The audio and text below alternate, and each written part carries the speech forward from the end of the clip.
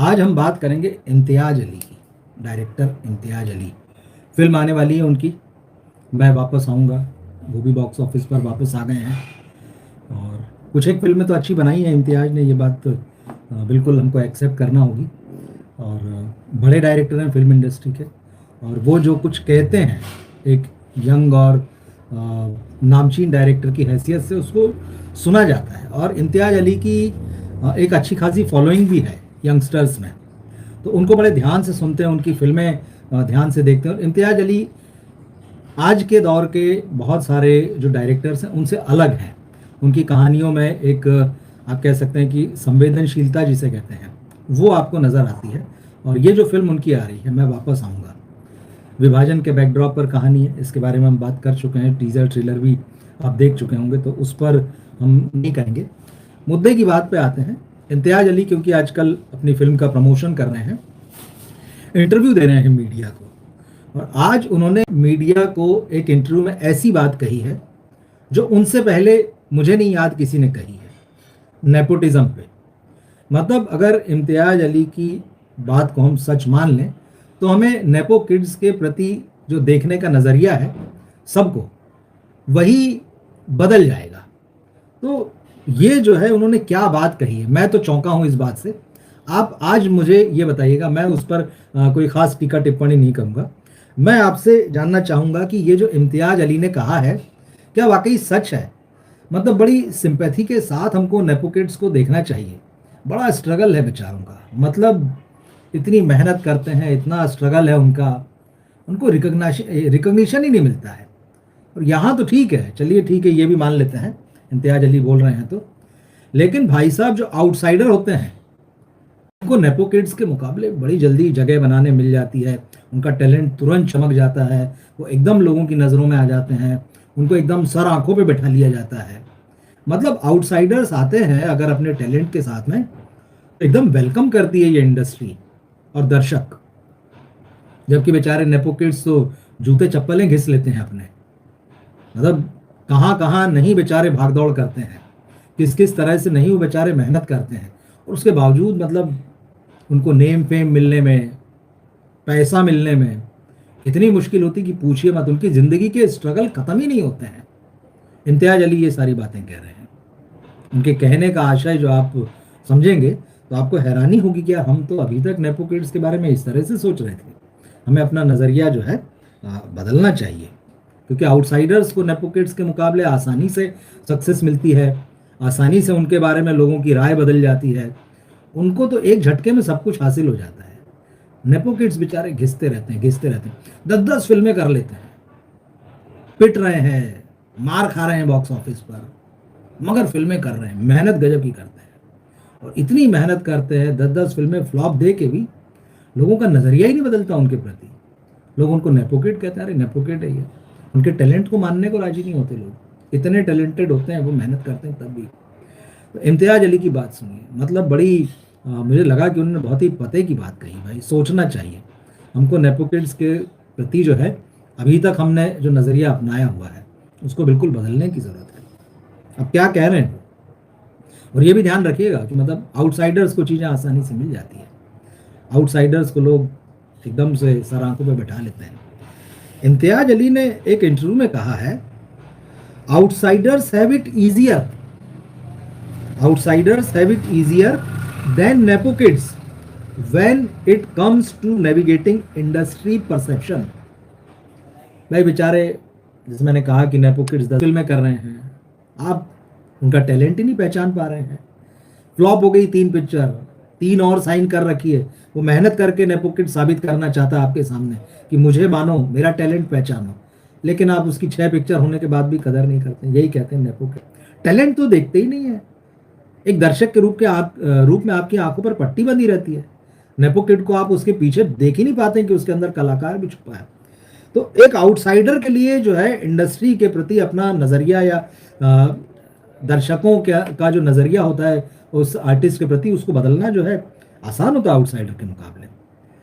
वो एक फिल्म एक फ्लॉप दे दे और जैसे तैसे घिस घिसा के हाथ पांव जोड़ के कुछ कर कुरा के अगर दूसरी फिल्म कर ले और संयोग से वो फिल्म चल जाए, उसका टैलेंट रिकॉग्नाइज हो जाए, तो उसको एकदम आंखों पे बैठा लेते हैं भाई, सर माथे पर बिल्कुल बैठा लेते हैं, और उसके बाद तो लाइन लग जाती है। प्रोड्यूसर पूरी फिल्म इंडस्ट्री के एकदम उसके पीछे लग जाते हैं, भाई हमें तेरे साथ पिक्चर करनी है, तुझे अमिताभ बच्चन बनाएंगे अब हम, तुझे राजेश खन्ना बनाएंगे अब हम। ये मामला जो है इस तरह से पूरा इम्तियाज अली के हिसाब से है। नेपो किड्स बहुत मेहनत करते हैं, नेपो किड्स को लेके हम अपनी राय नहीं बदलते हैं। उन्होंने आलिया भट्ट और रणबीर कपूर का उदाहरण दिया कि भाई वो जो है दोनों इतने बेहतरीन एक्टर हैं और उन्होंने आज ये जगह बना ली है, दोनों नेपो किड है आप कहते हैं, उन्होंने आज ये जगह बना ली है कि आप उनके साथ उनको लेकर फिल्म बनाना चाहते हैं। निश्चित रूप से इम्तियाज अली बनाना चाहते हैं। रणबीर के साथ उन्होंने 2-2 फिल्म की। आलिया भट्ट को तो उन्होंने तब लिया था जब बेचारी बहुत मेहनत कर रही थी दूसरी फिल्म के लिए, मतलब उनको कोई लेने को राजी नहीं था। हाईवे, कितनी मेहनत की उन्होंने दूसरी फिल्म हासिल करने के लिए, तब इम्तियाज अली सामने आए, इम्तियाज अली ने उनका टैलेंट पहचाना और अपनी फिल्म हाईवे में लिया। ये अलग बात है कि भले ही कई साल बाद फिर वो बोले कि भाई आलिया भट्ट जो है वो एक मिसकास्ट थी, कास्टिंग सही नहीं थी, इस तरह से उन्होंने बाकायदा एक्सेप्ट किया था। तो इनके साथ लोग काम करना चाहते हैं और ऐसी जगह पर पहुंच जाना कि मतलब जहाँ पे लोग आपको अपनी फिल्म में लेना चाहे, मतलब ये मुकाम हासिल करना पड़ता है, ये आसान नहीं होता है। तो उन्होंने कहा बाहर से जब लोग आते हैं और बाहर से आकर ऐसी जगह बना लेते हैं, अपने आप को इतना मजबूत बना लेते हैं, इतना कामयाब बना लेते हैं कि भाई लोग उनको फिल्म में लेना चाहें, तो वो तो ठीक बात है। लेकिन ऐसा ही मुकाम बनाने के लिए आलिया भट्ट और रणबीर कपूर जैसों को तो आउटसाइडर से ज़्यादा मेहनत करना पड़ती है। गजब का नज़रिया है। मतलब बाहर से आने वाले जो हैं उनको तो सब आसानी से मिल जाता है, उनको तो एक सक्सेस मिली और रातों रात सब बदल जाता है। लेकिन नेपो किड्स बेचारे 8-8, 10-10 फिल्में मेहनत करते रहते हैं, घिसते रहते हैं खुद को, तब भी लोग उनको मानने को ही तैयार नहीं होते हैं कि ये एक्टर है। तो लोगों की समझ पर, बुद्धि पर जो है वो तरस आता है। मतलब मुझे बड़ा आश्चर्य हुआ आज जब इम्तियाज अली ने इस तरह की बातें बोली कि भाई देखिए कितने टफ फेज से ये लोग गुजरते हैं, इनका क्या स्ट्रगल है बाहर से आने वालों का। आते हैं, इधर उधर रहते हैं, स्टेशन पे सोते हैं, सस्ते होटलों में सोते हैं, काम करते हैं, इधर उधर 50 जगह जाते हैं, छोटे मोटे काम मांगते हैं, जो मिल जाए वो कर लेते हैं। लाख टैलेंटेड हो, चाहे वो एनएसडी से पढ़ के आया हो, चाहे कहीं से बड़ा टॉपर रहा हो एक्टिंग की किसी क्लास में, यहाँ आके वो क्या करता है, इधर उधर भटकता है। बस उस भटकने में लगता क्या है, चप्पलें चटकाता है, क्या फर्क पड़ रहा है। घूम रहे हैं यहाँ से वहाँ, मुझे मुंबई की सैर चल रही है उसकी। नेपो किड्स बेचारे, कितनी बेचारों को मतलब स्ट्रगल करना पड़ता है। पापा फ़ोन करते हैं, किसी को जाता है, कई बार तो जो है कोई डायरेक्टर या किसी कंपनी का सीईओ प्रोड्यूसर ऐसा होता है कि खुद ही घर चला आता है, ऑफर करता है, बड़ी मुश्किल से मनाता है इन नेपो किड्स को कि यार तुम में टैलेंट है, आओ काम करो यार हमारे साथ। नेपो किड्स बेचारे राजी ही नहीं होते क्योंकि उनको पता है हमारे टैलेंट की कद्र जो है वो लोगों को नहीं है। क्या करें बेचारे, लेकिन फिर मानते हैं आखिरकार वो, क्योंकि भाई जो व्यक्ति उनको फिल्म ऑफर कर रहा है वो आखिरकार उनके पिताजी का, किसी का, परिवार का पुराना दोस्त यार रिश्तेदार है। कैसे मतलब उनको फिर परिवार का जो कहना चाहिए कि बड़े लोगों की इज्जत भी करते हैं, उन्हें रखना पड़ता है, उनका मान सम्मान रखना पड़ता है कि हमारे घर आया है, फिल्म ऑफर कर रहा है। और वो क्या ऑफर कर रहा है, मतलब उसके अलावा एक बार बस पता बस चल जाए इंडस्ट्री में कि फलाने फलाने स्टार का बेटा या बेटी, एक्ट्रेस का बेटा या बेटी जो है वो फिल्मों में आना चाहता है, तो आप देखिए लोग पहुंचते हैं और बड़ी मुश्किलों से मनाते हैं उसको। एक के बाद एक ऑफर फिल्म करते जाते हैं कि बेटा तू ये कर, साबित करना है तुझे, दुनिया नहीं मानेगी, दर्शक नहीं मानेंगे, मगर तुझे साबित करना है। उसको हौसला देते हैं और फिर वो मैदान में उतरता है। तो ऐसा थोड़ी कि घूम घूम के यहाँ से वहाँ फिल्म मांग रहा है, सड़कों पर बस में चल रहा है, ट्रेन में धक्के खा रहा है। ऑटो में चलने वाला नेपो किड आपने देखा होगा, बड़ी तारीफ हुई, खूब पीआर हुआ उसका, यार कितने बड़े स्टार का बेटा है, देखो ऑटो में चलता है, चप्पल पहन के चलता है। तो ये तो नेपो किड्स, इनको कहाँ सक्सेस मिलती है। 8, 10, 12 फिल्में, मतलब लोग आपको गरिया रहे हैं, आपको क्रिटिसाइज कर रहे हैं, उसके बाद भी आप फिल्म कर रहे हो। हिम्मत का काम है भाई, बड़ी हिम्मत का काम है। और बाहर वालों का तो क्या, आते हैं इधर उधर से जैसे भी करके जो रोल मिलता है वो करते हैं, टाइम पास करते हैं, उनके जीवन में तो मौजा ही मौजा रहता है। उन्हें क्या करना है, मुंबई की सैर चल रही होती है स्ट्रगल के नाम पे तो, और जो रोल मिला कर लिया। उनके ऊपर थोड़ी लेगेसी का भी प्रेशर होता है।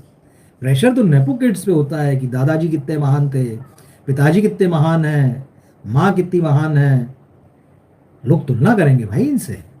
और ये बाहर से आने वालों को क्या है, कौन जानता है इनको और इनके माँ बाप को या इनकी फैमिली ने ऐसा क्या उखाड़ा हुआ है। तो इन पे तो कोई प्रेशर ही नहीं है। आओ, चाहे कुली बन जाओ, चाहे चपरासी बन जाओ, चाहे कुछ भी बन जाओ, मतलब एक आप सड़ा सा रोल कर लो, लेकिन और एक आध रोल में अगर मान लो पहचान भी मिल गई तो कोई प्रेशर थोड़ी है कि यार आपके बाप दादे ये कर रहे हैं तो और आपने क्या किया। प्रेशर तो इन नेपो किड्स पे है बेचारों पे कि यार कितने महान महान परिवारों से आए हुए हैं और तुलना होती है। अब क्योंकि एक्टिंग इनके खून में बह रही होती तो सीखने की जरूरत नहीं समझते। क्या सीखना, वो तो घर में चला आ रहा है, बाप दादे एक्टर थे, माँ बाप एक्टर है, तो उसके लिए क्या वक्त और क्या, मतलब जीवन में बहुत काम है, पार्टियां हैं करने के लिए, तो कैसी कैसी पार्टियां ये भी हम जानते हैं। वो ज़्यादा ज़रूरी है भाई, वो करो। वो फिल्म तो हम ठीक है मेहनत करेंगे और एक दिन बनी जाएंगे, हो सकता है 20-25 फिल्मों के बाद में हमको इतना स्ट्रगल करके 20-25 फ्लॉप फिल्मों का स्ट्रगल करके हो सकता है हमको 12-15 साल में रिकग्निशन मिल ही जाए। बड़ी मेहनत से हासिल की हुई होगी वो जो पहचान हमें मिलेगी। तो इम्तियाज अली ने तो आज कमाल ही कर दिया कि बाहर वालों को तो आराम से सक्सेस मिल जाती है, तुरंत वो जो है वो परसेप्शन जो है बदल देते हैं लोगों का अपनी सक्सेस के साथ में। इंडस्ट्री वाले बेचारे नेपो किड जो घिसते रहते हैं, घिसते रहते हैं, घिसते रहते हैं, तो पूछता ही नहीं उन्हें। तो मुझे लगा कि मैं तो इसलिए मैं आपको बता रहा हूँ कि आज आप मुझे बताइए कि इम्तियाज अली जो बोल रहे हैं आपको क्या लगता है, वो सच बोल रहे हैं। अब एक दूसरा नेपोटिज्म की बात चली तो एक और इंटरव्यू एक सीनियर एक्टर ने ललित परिमू करके, आप गूगल पे सर्च करके देखिएगा, आपने उनको कई फिल्मों में देखा होगा। अब उन्होंने इम्तियाज अली से ठीक उल्टी बात कह दी। उन्होंने तो जब नेपो किड्स का जिक्र आया तो उन्होंने कहा कि भाई इनको एक्टिंग सीखना चाहिए। उन्होंने नेपो किड्स से कहा भाई कुछ तो सीख लो, कि सिर्फ बाप दादे के नाम पे ही जो है बिल फटते रहेंगे तुम्हारे। कुछ तो सीख लो भाई, एक्टिंग वैक्टिंग जैसी चीज़ जो है बिजनेस की तरह लेके आ, मतलब ये मान के आते हो कि तो बिजनेस है, सिनेमा का एक्टिंग बिजनेस है, जाएंगे फिल्में करेंगे, वहाँ नोट छापेंगे, फिर विज्ञापन फिल्में करेंगे, वहाँ नोट छापेंगे, रैंप पे चलेंगे, इधर उधर के एंडोर्समेंट और सोशल मीडिया बना लेंगे, इंस्टाग्राम वगैरह वगैरह वगैरह, और उसके बाद में एक एक पोस्ट का हमको लाखों रुपए मिलता रहे। अपने पीआर और मार्केटिंग पे खर्चा करेंगे, एक्टिंग सीखने की क्या जरूरत है। अब ललित परिमू कह रहे हैं नहीं भाई एक्टिंग सीखो। अरे एक्टिंग तो आउटसाइडर्स के सीखने की चीज़ है भाई, एक्टिंग सीख के नेपोकिड क्या करेंगे। उनको तो वैसे ही मतलब बिना कुछ किए जब इतना स्ट्रगल करना है, 8-8 10-10 फिल्में करके खुद को साबित करना, वो इतनी एड़ियाँ रगड़ रहे हैं, उसके बाद भी जो है लोग उनको रिकॉग्नाइज करने को राजी नहीं होते कि अच्छा एक्टर है। अभी नाम क्या लेना, आज तो बिना ही नाम के बात करते हैं। तो ये स्थिति है। तो ललित परिमू कह रहे हैं कि भाई एक्टिंग सीखो, और उधर इम्तियाज अली कह रहे हैं कि बेचारे मेहनत करते रहते हैं और आउटसाइडर आके एक झटके में लोगों का नज़रिया बदलवा देते हैं, एक झटके में चीज़ें अपनी तरफ घुमा लेते हैं। नेपो किड्स बेचारे जो है रह जाते हैं ऐसे, मानने को ही राजी नहीं लोग। तो अब नेपो किड्स को लेकर जो है ललित परिमू कह रहे हैं कि भाई आप भाग्यशाली हैं कि ऐसे परिवारों में पैदा हुए हैं, मतलब आपको वहाँ सब थाली में सजा सजाया मिल रहा है। परिमू साहब तो यही कह रहे हैं, बाप दादे माँ भाई बहन जो भी हैं इस इंडस्ट्री में पले बड़े हैं, कामयाबी हासिल की है, आपने भी पैदा यहाँ होने के बाद में पूरा यही माहौल देखा है, आपको सब पता है कैसे इंडस्ट्री फंक्शन करती है, क्या करती है। आप तो बहुत भाग्यशाली हैं। और कम ज़्यादा करके शुरू से ही टारगेट माँ बाप का भी सपना है, घर वालों का भी, कि भाई बच्चे को हीरो बनाना है, बच्ची को हीरोइन बनाना है। बहुत क्रिस्टल क्लियर है सारी चीज़ें। कितने भाग्यशाली हैं कि आप ऐसे घर में पैदा हुए हैं। लेकिन विडम्बना ये है, परिमू साहब कह रहे हैं कि एक्टिंग जो है वो आर्ट है, आर्ट आपको सीखना पड़ता है, आर्ट आपको मांझना पड़ता है, घिसना पड़ता है, खुद मरना पड़ता है उसके लिए जीवन देखना पड़ता है। अब यहाँ तो जुहू बांद्रा की गलियों से बाहर नहीं है, तो जीवन कैसे दिखे। लेकिन ठीक है, हम एक्टर हैं, हम एक्टर बनेंगे, क्योंकि हमारे पास पीआर है, क्योंकि हमारे पास मार्केटिंग है, क्योंकि हमारे पास एक लेगेसी है, तो बहुत आसान है। मगर इम्तियाज अली उल्टा करेंगे, इनके लिए बड़ा कठिन है भाई, बेचारे करते रहते हैं, मेहनत करते रहते हैं। आउटसाइडर्स के लिए आसान है, आते हैं इधर उधर मौज काटते हैं, बढ़िया टाइम पास करते रहते हैं, और फिर एक आध चांस उनको मिल जाता है, किस्मत से चमक जाते हैं, और जैसे ही चमकता है एक आध, लाखों में एक आध कोई चमकता है, लोग उसको सराखों पे बैठा लेते हैं। कितना आसान होता है आउटसाइडर के लिए। और बेचारा नेपो किड इनसाइडर खुद भी लगा है, फ्लॉप पे फ्लॉप दे रहा है, फ्लॉप पे फ्लॉप दे रहा है, गालियां खा रहा है, लोगों की बातें सुन रहा है, ट्रोल कर रहे हैं लोग, माँ बाप को बीच में आना पड़ रहा है, फिल्म इंडस्ट्री के दूसरे लोगों को बीच में आके उसका बचाव करना पड़ रहा है। हिम्मत नहीं हारता लेकिन भाई, चाहे वो हीरो हो हीरोइन हो, लगा रहता है, मैं हिट होके रहूंगा।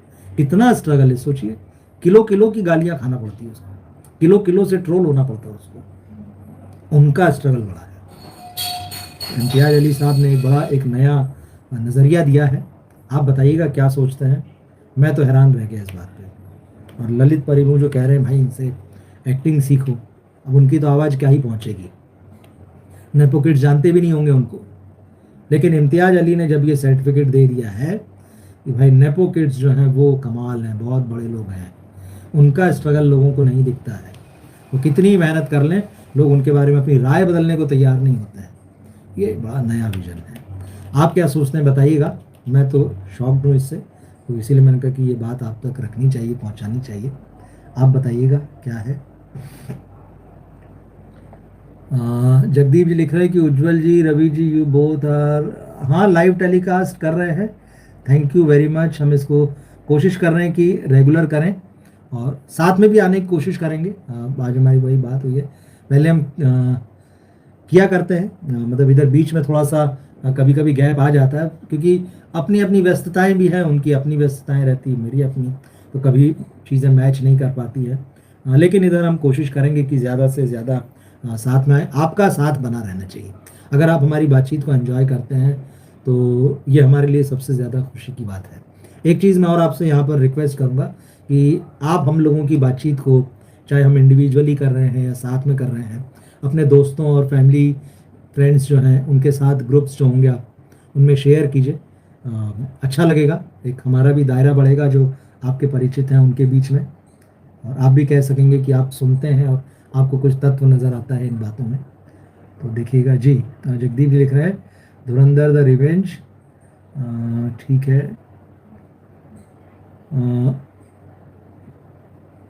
अच्छा, वो जो गाना लिया गया है तम्मा तम्मा, ओके, हाँ, तो देखिए बन चुका है, इसके बारे में अब क्या कर सकते हैं। अब शिकायत तो वही है ना कि आजकल ये जो सारी फिल्में बन रही हैं इस तरह की, उसमें नया कुछ नहीं आ रहा है। वो कल भी वो जो फिल्म रिलीज हुई है जवानी तो इश्क होना है, एक तो वो सोना सोना गाने से टाइटल निकाल लिया, फिल्म के अंदर जो है वो रीमिक्स गाने आपने रिक्रिएट कर लिया। वो जादू वो नहीं है, वो जो ओरिजिनल में बात है। पर हाँ, धुरंधर में भी अब ठीक है, धुरंधर ने एक अपनी जगह बना ली, वो बनी रहेगी।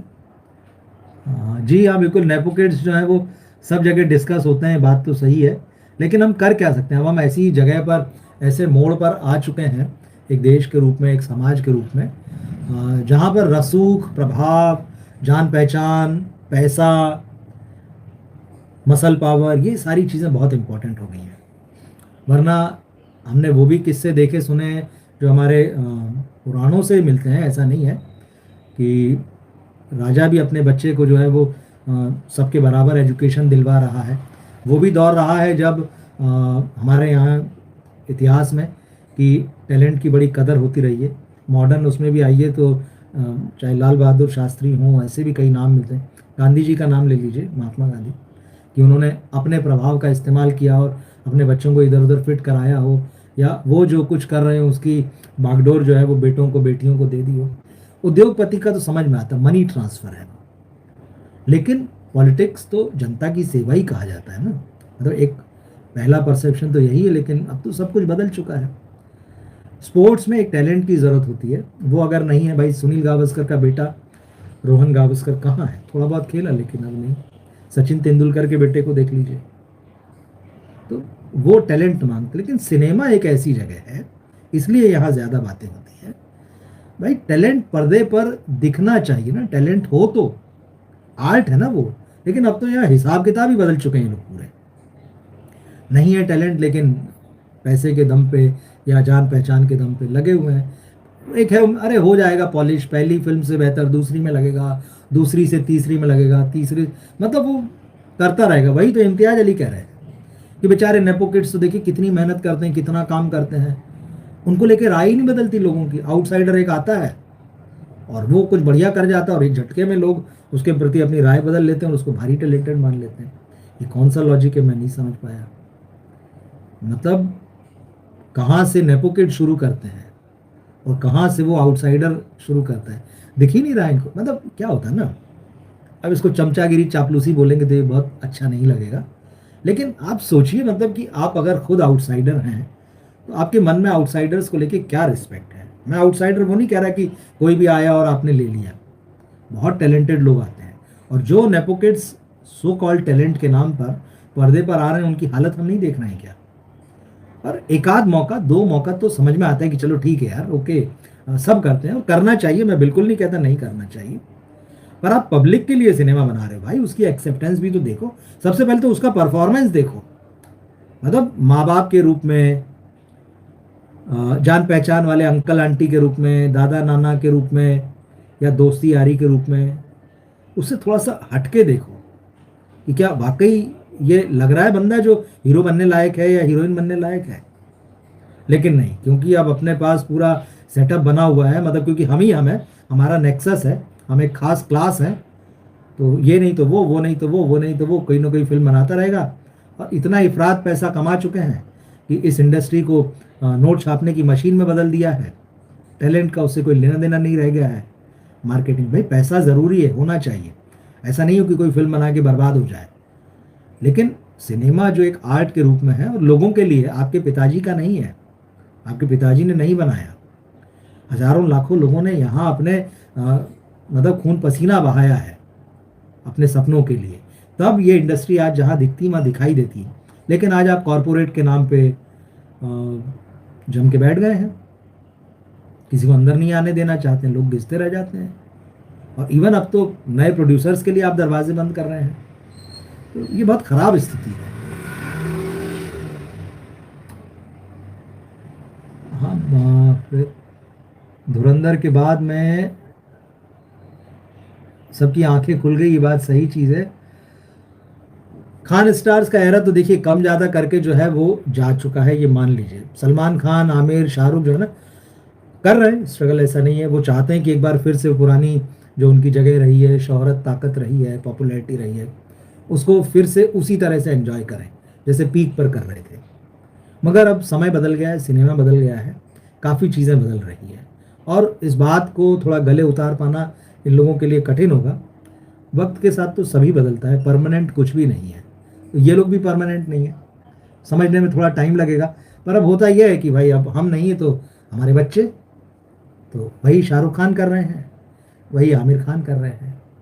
सलमान के कोई अपनी पत्नी नहीं है, बच्चे नहीं है, वो एक अलग बात है। हाँ, लेकिन ठीक है, वो भी अपने भांजे, भतीजे, परिवार का जो भी और बाकी लोग हैं, एक्सटेंडेड फैमिली, दोस्त यार लगे रहते हैं अपना। तो ये चल रहा है फिर अभी। राधे राधे सुंदर जी, आपको भी like Salman Khan and okay.